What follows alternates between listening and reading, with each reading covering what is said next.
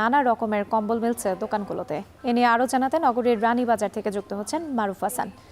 মারুফ, বিক্রেতাদের ভিড় কেমন দেখছেন?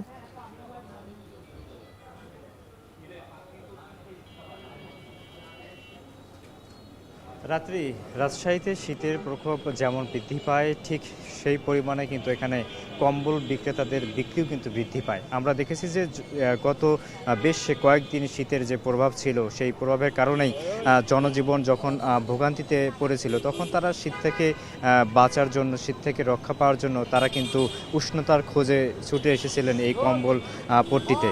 নগরীর রানীবাজার যে জায়গাটিতে আছে, সেখানে মূলত হরেক রকমের এবং হরেক রকমের কিন্তু কম্বল কিন্তু পাওয়া যায়, যেগুলোর দাম 120 টাকা থেকে শুরু করে 12,000 থেকে 15,000 পর্যন্ত কিন্তু বিক্রি হয়ে থাকে।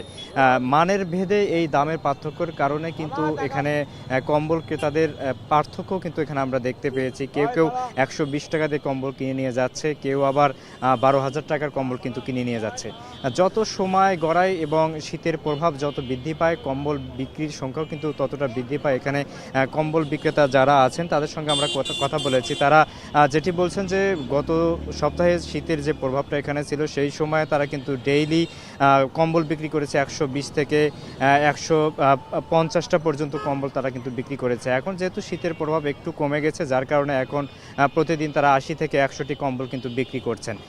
পাশাপাশি তারা একটি তথ্য বললেন যে যত সময় যায় এবং বিশেষ করে শীত মৌসুমের শেষ সময়গুলোতে তারা কিন্তু বিশেষ ছাড়ে কম্বল বিক্রি করে থাকেন। সেই সময়টাতে কিন্তু যারা কম্বল ক্রেতা আছেন তারা কিন্তু সেই সময়টাকে কিন্তু কাজে লাগিয়ে কম্বল কিন্তু কিনে নেয়।